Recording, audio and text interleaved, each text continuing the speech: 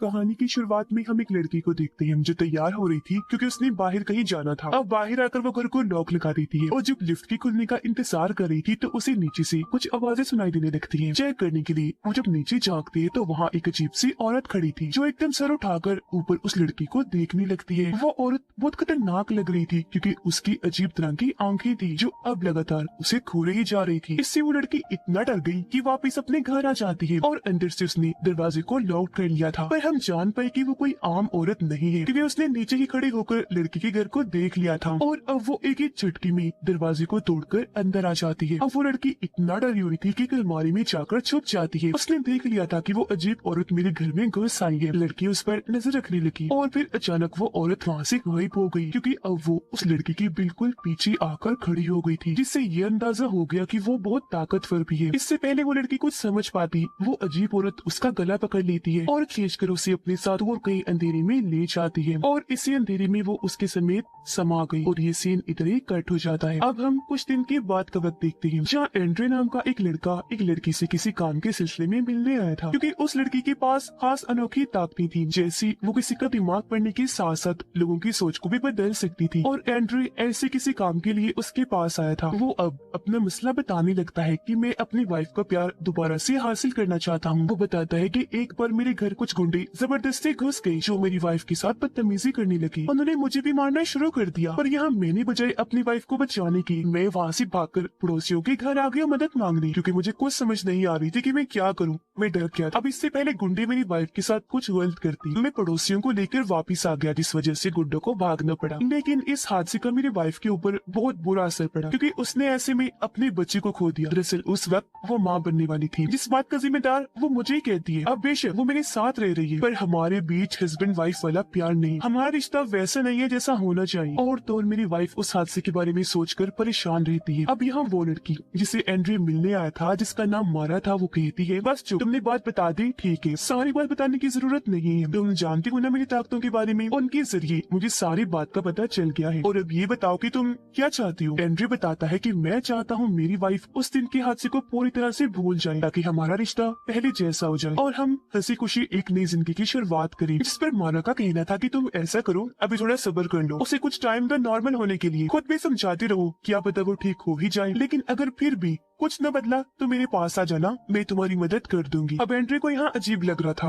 वो कहता है कि नहीं, मेरा मूड बदल गया है, मुझे तुम्हारी मदद नहीं चाहिए, अपना मसला मैं खुद हल करने की कोशिश करता हूँ। जो कहने के बाद वो यहाँ से चला जाता है। अब एंड्रे अपनी वाइफ के लिए फोन लेकर गया, अपने प्यार का इजहार करता है कि मेरी जान, मैं तुमसे बहुत प्यार करता हूँ। बड़े प्यार से उसे समझाता है कि पुरानी बातों और उस हादसे को भूल जाओ, मुझे अपनी गलती का पछतावा है, मैं तुमसे माफी मांगता हूँ। पर इन बातों का भी उसकी वाइफ पर कोई असर नहीं होता। वो ठीक से कोई भी जवाब ना देकर उसे थोड़ी बहुत बातें सुनाकर यहाँ से चली जाती है, जिससे वो बेचारा काफी उदास हो गया और अब उसके पास मारा से मदद लेने के अलावा और कोई रास्ता नहीं था। इसलिए वो दोबारा उसके पास आया जहाँ मारा उसे एक खास किस्म का मशरूम देती है जो एक पौधा होता है और उसे कहती है कि तुम इसे किसी खाने की चीज में मिलाकर अपनी वाइफ को दे देना। इसे खाते ही वो फौरन सारी पुरानी बातें हमेशा के लिए भूल जाएगी, जिससे सब ठीक हो जाएगा। अब मैं तो तुम्हारा काम कर दूंगी, लेकिन इसके बदले तुम्हें भी मेरा एक काम करना पड़ेगा। मैं असल में कुछ महीनों के लिए शहर से बाहर जा रही हूँ, तब मेरे पीछे से तुम्हें मेरे मशरूम्स का ख्याल रखना होगा क्योंकि ये खास किस्म की है जो मुझे बहुत प्यारी है। हर महीने एक आदमी इन मशरूम्स को चेक करने आएगा, तो बोलो मंजूर है। अब एंड्रे को ये शर्त काफी आसान लगी, इसलिए वो फौरन मान जाता है। अगले दिन वो अपनी वाइफ के केक में उस मशरूम को मिला देता है जो वो खाने वाली थी। वो उसे टेबल पर ही रख के अंदर चला गया क्योंकि उसे ये कंफर्म नहीं था कि ये काम भी करेगा या नहीं। पर खैर ये खाते ही एंड्रे की वाइफ उसके पास आई और उससे प्यार से बात करने लगती है और फिर वही बात करती है जो सालों से एंड्रे सुनने को तरस रहा था, जो वो खुद भी चाहता था। यानी उसकी वाइफ कहती है कि मैं सब कुछ भूलकर तुम्हारे साथ एक नई जिंदगी की शुरुआत करना चाहती हूँ क्योंकि मैंने तुम्हें माफ किया, लेकिन हाँ अब मैं इस घर में रहना नहीं चाहती क्योंकि मेरा यहाँ दम घुटता है।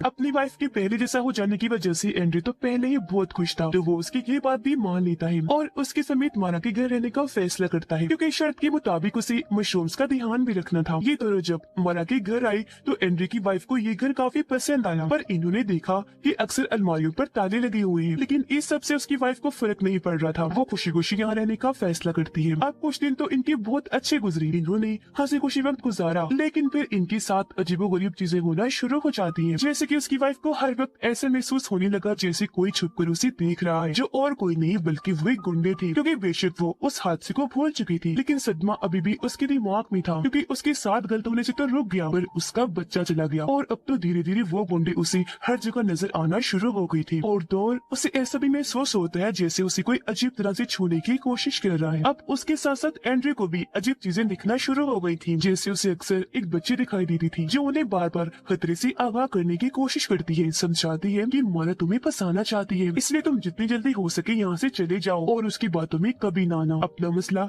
खुद हल करने की कोशिश करो। और बस ये कहने के बाद बच्ची वहाँ से गायब हो जाती थी। ये चीजें कम नहीं थी कि उन्हें घर में अभी घोड़ा भी दिखाई देने लगा था, जो मारा के पास आने के बाद फिर गायब हो जाया करता था। अब ये सब देखकर एंड्रे को समझ नहीं पाता कि क्या हो रहा है, इसीलिए वो मारा को कॉल करके इस सब के बारे में बताता है, जिस पर वो कहती है कि घबराओ नहीं, ये बस कुछ साइड इफेक्ट्स हैं उस मशरूम के जो तुम्हारी वाइफ ने खाई है, और क्योंकि तुम उसकी हस्बैंड हो तो उसके साथ साथ ये चीजें तुम्हें भी नजर आ रही है। ये बस ख्याल है, हकीकत में ऐसा कुछ नहीं। लेकिन जो उसने बताया वैसा कुछ नहीं था, क्योंकि एक सुबह जब वो दोनों सो रही थी तो एक अनजान आदमी उनके कमरे में आकर खड़ा हो जाता है, जो दोनों को खोने ही जा रहा था। अब उसे देखकर एकदम एंड्रे की वाइफ की आंख खुल गई। अब उस अनजान आदमी को अपने बिल्कुल सामने खड़ा देखकर वो काफी घबरा गई, फौरन अपने हस्बैंड को जगा देती है। एंड्रे जागते उस आदमी को कहता है कि कमरे से बाहर चलो, मैं वहाँ आकर तुमसे बात करता हूँ। अब ये बूढ़ा आदमी और कोई नहीं बल्कि वही था जिसके बारे में मारा ने बताया था कि वो हर महीने मशरूम्स को चेक करने आएगा। अब यह एंड्रे उसकी बेइज्जती करता है कि तुम कैसे अजीब आदमी हो, मुंह उठाकर ही हमारे कमरे में चले आई, तुम्हें ऐसा नहीं करना चाहिए था। जिस पर वो बूढ़ा आदमी जो काफी अजीब था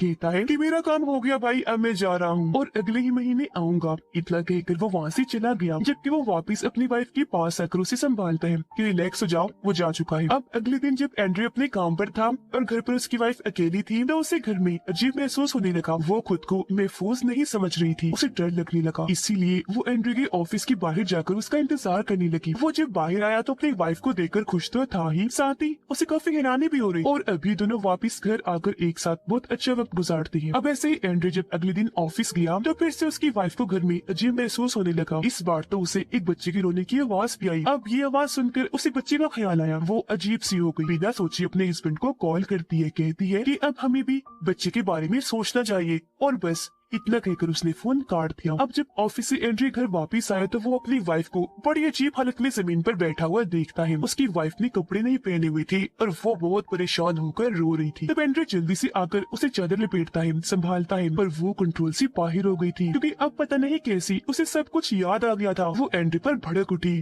कि उस दिन तुमने मुझे क्यों नहीं बचाया। वो पागलों की तरह हाथ पाँव मारने लगती है कि तुमने क्यों किया था वैसा, क्यों तुम डर के भाग गई थी, और फूट फूट कर रोने लगती है। अब यह एंड्रे को कुछ समझ नहीं आती कि क्या करूं। वो उसे शांत करके गले से लगा लेता है। उसे समझ नहीं आ रही थी कि इसे कैसे फिर से सब याद आ गया। वो मारा को कॉल करता है पर उसका नंबर बंद था। वो फिर अपने दोस्त से मारा के बारे में पूछता है जिसने उसे मारा के पास भेजा था। उसका दोस्त कहता है कि मारा के बारे में मुझे ऑनलाइन पोस्ट से पता चला था, मैं उसे करीब से नहीं जानता क्योंकि हम कभी मिले नहीं थे। ये सुनकर एंड्रे अब इस घर की मालकिन से मिलने का फैसला करता है ताकि उससे मारा के बारे में जानकारी मिल सके। पर छानबीन करने पर एक औरत उसे बताती है कि इस घर की मालकिन का नाम है मारा, जिसने 1948 में ये घर खरीदा था, और जो मारा नाम की लड़की यहाँ पर रहती है ये वही मारा है। अब ये सुनकर एंड्रे का सर चकरा जाता है। उसे समझ नहीं आ रही थी कि ये क्या हो रहा है, ये मुमकिन कैसे है, मतलब ये घर मारा का है और जो वक्त ये औरत बता रही है 1948 वो तो काफी सालों पहले का वक्त है। तो क्या मारा इतनी बड़ी है, और अगर है भी तो वो जवान कैसे दिखती। पर ये चीजें सोचने का इस वक्त टाइम नहीं था, अभी उसे अपनी वाइफ की फिक्र थी,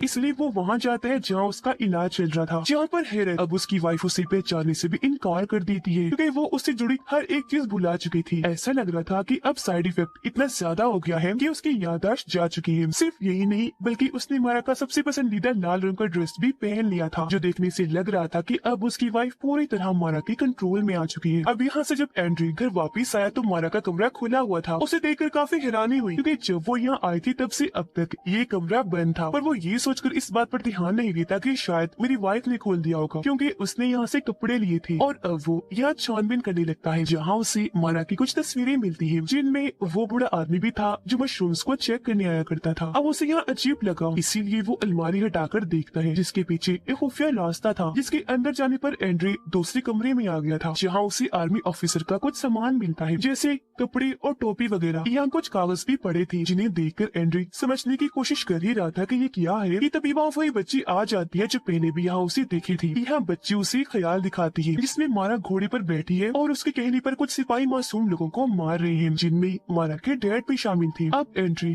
ये देखकर काफी घबरा गया कि मारा इतनी खतरनाक औरत है कि तभी बच्ची उसे ख्याल से बाहर ले आती है। अब एंड्री बच्ची से सवाल करते हैं कि ये सब क्या था। तो अब बच्ची यहाँ पर मेन बात बताती है कि मारा असल में एक विज यानी चुड़ैल है। यही वजह है कि वो इतने सालों से जिंदा है और अभी तक जवान है, जिसने तुम्हें यहाँ पर अपने जाल में फंसा दिया। अब तुम ऐसा करो, यहाँ से निकल जाओ और फिर लौटकर कभी वापस मत आना। और हाँ, अपनी वाइफ को ढूंढो, उसे लाजमी लेकर जाना। और अब उसकी ये बात सुनकर एंड्रे ऐसे ही करता है। वो अपनी वाइफ को हर जगह ढूंढने लगा पर वो उसे कहीं भी नहीं मिलती, जिसका मतलब वो कहीं गायब हो चुकी थी, जो मारा का ही काम था। तो अब एंड्रे इंटरनेट पर मारा के बारे में और पता करने की कोशिश करता है, लेकिन तभी उसे वो बूढ़ा आदमी याद आया। वो सोचता है कि मैंने मारा के कमरे में उसकी तस्वीर देखी थी जब वो एक टावर के पास खड़ा था। तो अब एंड्रे उस टावर के बारे में इंटरनेट से पता करके वहाँ पहुँच जाता है, जहाँ तलाश करने पर उसे वो बूढ़ा आदमी मिल भी जाता है, पर उसकी हालत कुछ ठीक नहीं लग रही थी। वो एंड्रे को अपनी बातों में फंसाकर उसे अंदर बुलाता है और फिर उसे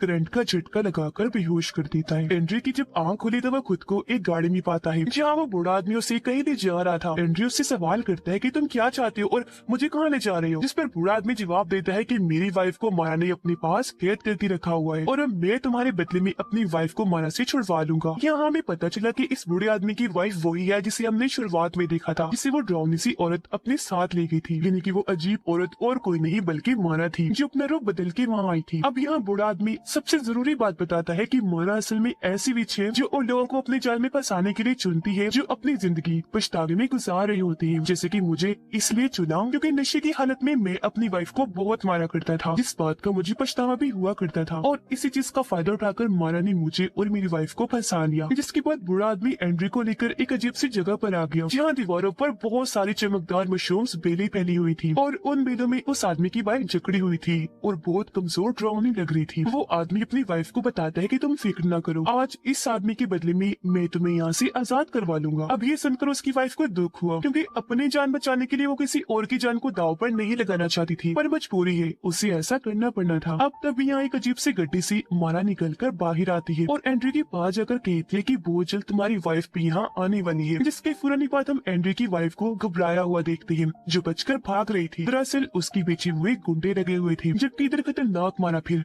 बूढ़े आदमी की वाइफ को मार डालती है और फिर अपने खतरनाक जादू से वो आदमी को भी बदलने लगती है और उसे एक घोड़ा बना देती है। आदमी तड़पने लगा, जिसके बाद वो इस कमरे को लॉक करके वहाँ से चली जाती है। अब थोड़ी देर बाद एंड्रे की वाइफ गुंडों से भागकर यहाँ आ गई थी, जो काफी डरी सहमी लग रही थी। यहाँ हमें पता चला कि वो अजीब सा कमरा और कहीं नहीं बल्कि मारा के घर में ही है, जिसके अंदर अब आखिरकार एंड्रे की वाइफ आ जाती है, जैसा मारा ने कहा था। एंड्रे उसे संभालने की कोशिश करता है पर उसे अपने हस्बैंड में ही एक गुंडा दिखाई देने लगता है, जिससे वो इतना घबरा गई कि खिड़की से कूदकर अपनी जान ले लेती है। एंड्रे भी हैरत से उसे देखता ही रह गया, क्योंकि वो बेचारा कुछ कर नहीं पाता।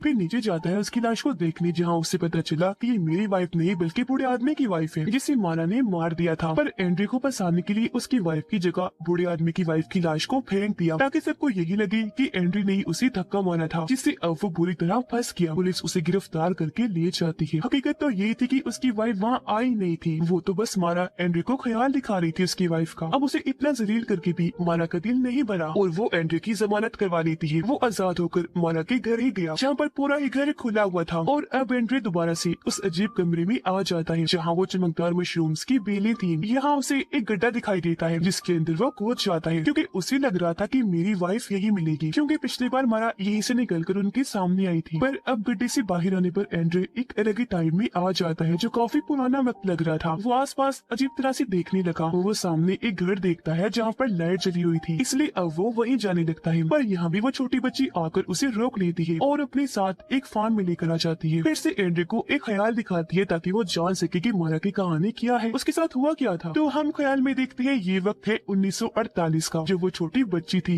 जहाँ मारा के गांव पर कुछ सिपाहियों ने हमला कर दिया था, क्योंकि वो गांव वालों के सभी घोड़े ले जाना चाहते थे। पर गांव वालों ने ऐसे करने से मना कर दिया, क्योंकि ऐसे उन बेचारों की कमाने का जरिया खत्म हो जाता, उनकी रोजी रोटी छिन जाती। इसलिए सभी गाँव वाले उनसे मिन्नतें करते हैं कि वो ऐसा ना करे, जिस पर सिपाही उनके साथ एक डील कर लेते हैं कि हमें मारा दे दो, जिस पर हम सिर्फ आधे घोड़े लिए जाएंगे। अब सारे गांव वाले यहाँ तक कि उसके डैड भी इस डील के लिए मान गए, जिस पर सिपाही मारा को उठाकर अपने साथ ले गए। साथ आधे घोड़े भी और आधे गांव वालों के पास ही रहने दिए। जिसके बाद वो मारा को उसी घर में ले आए जहाँ अब वो रहती है, और वहाँ उस पर बहुत जुल्म किए गए, जिस वजह से मारा को बहुत गुस्सा आया और उसने अपने गाँव वालों से बदला लेने का फैसला किया, जिसके लिए उसने काला जादू सीखा और वो बन गई एक विच। और फिर इसी जादू की मदद से उसने सभी सिपाहियों को अपने कंट्रोल में करके गाँव वालों पर हमला करवा दिया और अपने डैड समेत सभी लोगों को मरवा दिया। और अब क्योंकि वो विच बन गई थी तो बुरा होने की वजह से उसने बहुत सारे शादीशुदा लोगों को अपने जाल में फंसाया, जिसके बाद वो उन्हें मार दिया करती थी। कपल्स में से वो लड़की को तो बहुत बुरी मौत देती थी, जबकि हस्बैंड्स को अपनी खतरनाक ताकतों से घोड़ा बना दिया करती थी और फिर उनका मांस खा लिया करती थी, जो उसे बहुत पसंद था, जैसा उसने बड़े आदमी के साथ किया, क्योंकि उस जैसे और एंड्रू जैसे लोगों को ही वो टारगेट बनाती थी, जो अपनी जिंदगी पछतावे के साथ गुजार रही होती थी, क्योंकि उनकी पछतावे से